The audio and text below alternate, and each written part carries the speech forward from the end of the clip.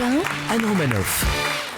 Ne paniquez pas, chut. J'ai comme l'impression qu'on nous écoute. Ah bon ? Enfin, plus que d'habitude. Hier, Wikileaks, non, Jean-Philippe Vizini, Wikileaks, ce ne sont pas des céréales sans gluten. Non, Jérémy, Wikileaks, ça n'est pas un nouveau site de rencontre. Dommage. Wikileaks, ce sont de gentils pirates informatiques qui piratent les sites des gouvernements pour nous révéler que des méchants espions piratent nos ordinateurs.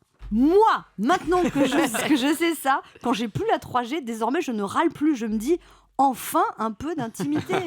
Vous vous rendez compte que quand on regarde la télé, il y a la CIA qui nous espionne. Des mecs américains sont payés pour regarder la télé, des gens qui regardent la télé. Ah bah ça doit être beau à voir. Hein. C'est grave.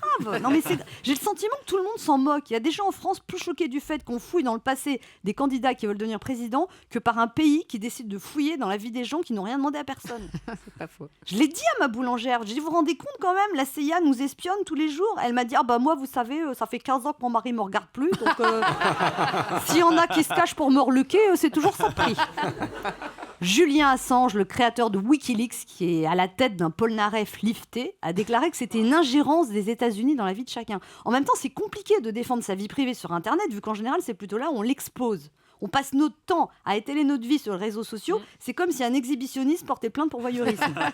Je comprends pas pourquoi la CIA d'ailleurs se creuse la tête pour nous espionner. Les gens montent tout sur les réseaux sociaux. On met des photos de ce qu'on mange sur Instagram, des photos de vacances sur Facebook. On met des photos sur Tinder, sur Mythic, sur Tunic. Et les commentaires de nos amis sont tellement intéressants sur les réseaux sociaux. Quand on met une photo de vacances, ouah, t'as trop de chance. Hein. Profite bien. T'as pas une place dans ta valise. Quand on change sa photo de profil, c'est « Ah, trop belle, 3 points d'exclamation ». Jamais personne te dit « T'es moche ». Ah non, il like Si, pas ça cela. arrive, ça arrive. T'as entendu parler de Photoshop ? Sans compter les réflexions pseudo-philosophiques. On se rend compte que rares sont les vrais amis sur qui on peut compter. Je nettoie mon mur. Si tu tiens à moi, clique sur Ah, ça c'est j'aime. insupportable.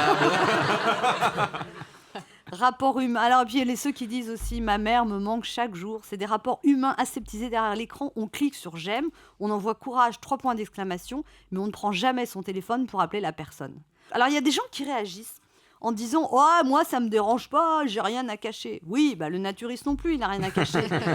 C'est pas pour ça qu'il se promène cul nu tout le temps. Fillon non plus, il n'a rien. Ah non, c'est peut-être pas le bon exemple.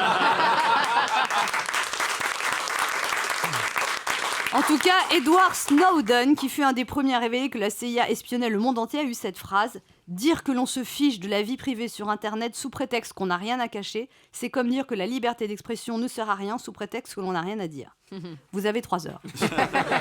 En tout cas, l'avenir semble de plus en plus sombre et pourtant cette campagne présidentielle le prouve, on n'a jamais réclamé autant de transparence. Ça va, c'est clair, je vous ai éclairé ou vous êtes encore dans l'obscurité ? Europe